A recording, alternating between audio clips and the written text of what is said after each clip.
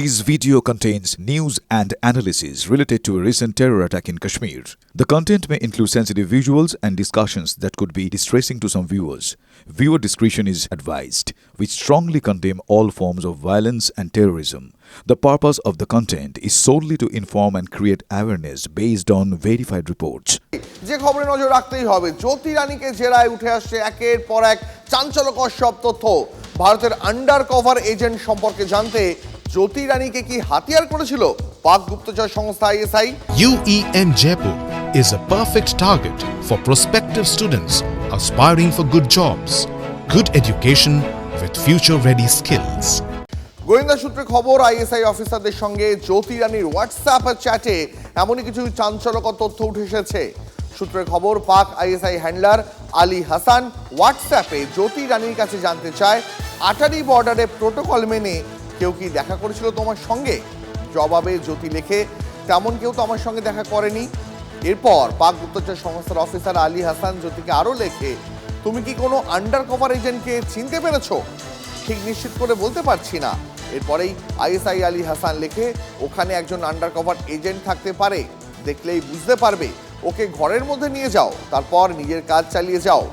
জ্যোতি তখন হোয়াটসঅ্যাপ চ্যাটে লেখে, না না, ও কি অতই পাগল?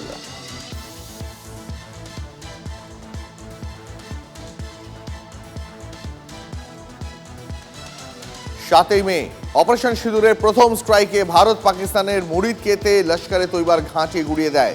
আর সেই লস্করের ক্যাম্পেই নাকি 14 দিনের ক্র্যাশ কোর্স করেছিলেন জ্যোতি। জঙ্গি শিবিরে কি ট্রেনিং নিয়েছিলেন এই ভারতীয় ব্লগার? 6 মে রাতে আছড়ে পড়ে ভারতীয় মিসাইল, গুড়িয়ে যায় মুরিদকের লস্করের জঙ্গি ঘাঁটি। এখানেই জঙ্গিদের প্রশিক্ষণ দিত লস্করে তৈবা।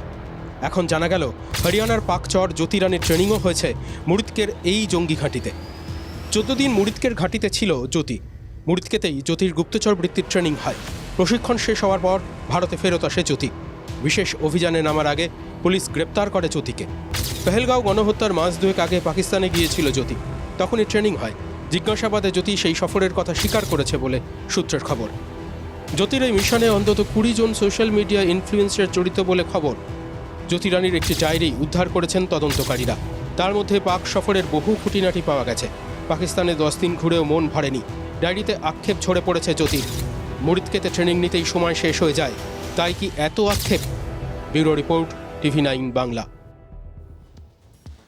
হানি ট্র্যাপে পা দিয়েই কি রাতারাতি লেডি স্পাই হরিয়ানার জ্যোতি? ইতিমধ্যেই চরবৃত্তির জন্য এই দানিশকে পার্সোনা নন গ্রাটা বা অবাঞ্ছিত বলে ভারত থেকে বার করে দিয়েছে নয়াদিল্লি। সেই দানিশই গত বছর পাকিস্তান ন্যাশনাল ডেতে অভ্যর্থনা জানায় জ্যোতি রানীকে। সেই ভিডিওতেই তো হাতে গরম প্রমাণ রয়েছে। ফাঁদে পা দিয়েই নিম্ন মধ্যবিত্ত পরিবারের জ্যোতি রানীর বিলাসবহুল জীবনযাপন। ব্লগিংয়ের ভিডিওতেই তো সেই সব ছবি ধরা পড়েছে। অথচ জ্যোতি রানীর বাড়ির ছবিটা দেখুন। हिसार के उस न्यू अग्रसेन कॉलोनी में पहुंच गए हैं जहां ज्योति मल्होत्रा का घर है। ये देख सकते हैं आपकी 21 नंबर मकान जो है।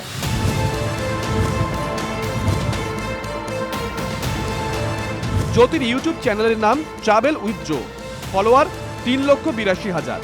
আর সেই ইউটিউবে রোজগার এই 3 বার পাকিস্তান, একবার চীন, ইন্দোনেশিয়া, থাইল্যান্ড, নেপাল, ভুটান, বাংলাদেশে গিয়েও ব্লগ করেছেন জ্যোতি রানী। नहीं, मेरे को नहीं पता जी इस चीज़ का। अच्छा, क्या करती थी आपकी बेटी? मेरी बेटी तो दिल्ली जाया करती। दिल्ली में कहाँ रहती? दिल्ली में ये क्या वीडियो बनाते हैं ना, यही बनाया करते जी। तो दिल्ली में कहाँ रहती है, क्या करती है? कभी आपने पूछा, कभी कोई बातचीत? नहीं, 2 दिन गई फिर वापस आ जाती। শুনলেন, জ্যোতির বাবা কিছুই বলতে পারলেন না। গোয়েন্দাদের দাবি, স্পাই নেটওয়ার্ক তৈরি করেছিল দানিশই। দানিশের হাত ধরেই 3 বার পাকিস্তানে যায় জ্যোতি, আর সেই সফরের খরচও বহন করে আইএসআই। তাহলে মধুর ফাঁদ পাতা ভুবনে? সেই মধুর ফাঁদে পা দিয়ে অতীতে গ্রেপ্তার হতে হয়েছে সেনা আধিকারিকদেরও।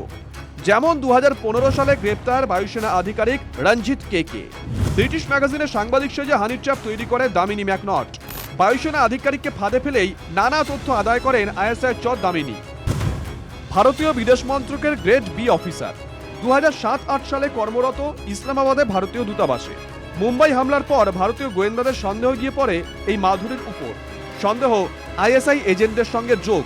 এপ্রিল 2010 দিল্লিতে ডেকে পাঠিয়ে গ্রেপ্তার করা হয় মাধুরী গুপ্তাকে। জালে একের পর এক পাকচর, সংখ্যাটা আসলে কোথায় গিয়ে থামবে তা কেউই জানেন না। ইউটিউবার, ব্লগার, ট্রাভেল এজেন্ট, বেসরকারি সংস্থার গার্ড, এমনকি সাধারণ কলেজ পড়ুয়াও কে নেই পাক স্পাই টিমে। গোয়েন্দা কর্তারা বলছেন এরা নিউ এজ গুপ্তচর। প্রতিরক্ষা সংস্থার সঙ্গে জড়িত না থাকলেও এদের প্রত্যেকেরই নির্দিষ্ট দায়িত্ব ছিল।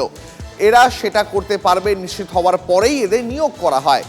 ভারতের গোয়েন্দা সংস্থা রিসার্চ অ্যানালিসিস অ্যান্ড উইং এর অবসরপ্রাপ্ত ডিরেক্টর রাকেশ সোদ বলছেন, নিউ এজ গুপ্তচরদের মূলত তিনভাবে কাজে লাগানো হয়। এক, সংবেদনশীল এলাকা সম্পর্কে তথ্য সংগ্রহ করতে। দুই, কোনো সেনাঘাঁটিকে কেন্দ্র করে কি ঘটছে, ওখানে লোকজনদের যাতায়াত বেড়ে গেছে কিনা তা, আর এলাকায় নজর করার মতো বিশেষ কিছু হচ্ছে কিনা সেসব খবর পেতে। আর তিন, কাজে লাগতে পারে এমন লোকজনকে চিহ্নিত করে বন্ধুত্ব পাতানো। এই কাজটা বিশেষ গুরুত্বপূর্ণ। এই কাজে যত সাফল্য তত বেশি টাকা। রয়ের প্রাক্তন ডিরেক্টর বলছেন, এদের কাজ করার পদ্ধতি একেবারে আলাদা। এরা সিকিউরড লাইনে পাকিস্তানে আইএসআই বা সেনা কর্তাদের সঙ্গে যোগাযোগ রাখে, হোয়াটসঅ্যাপ বা টেলিফোনে বার্তা পাঠায় না। এদের রিপোর্টিং অফিসারও ঘন ঘন বদলে যায়। ধরা পড়লেও এরা যাতে কোনো তথ্য ফাঁস করতে না পারে, তাই এই কৌশল।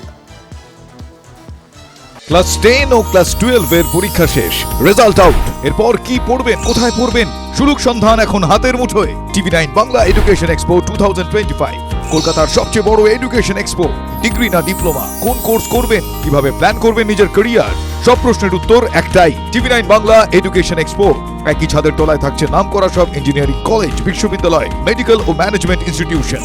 টিভি9 বাংলা এডুকেশন এক্সপো 2025, 31 মে ও 1 জুন বোস ইনস্টিটিউটে, কলেজ মোড়, সেক্টর 5, সকাল 10টা থেকে সন্ধ্যে 7টা পর্যন্ত। এন্ট্রি একেবারে ফ্রি।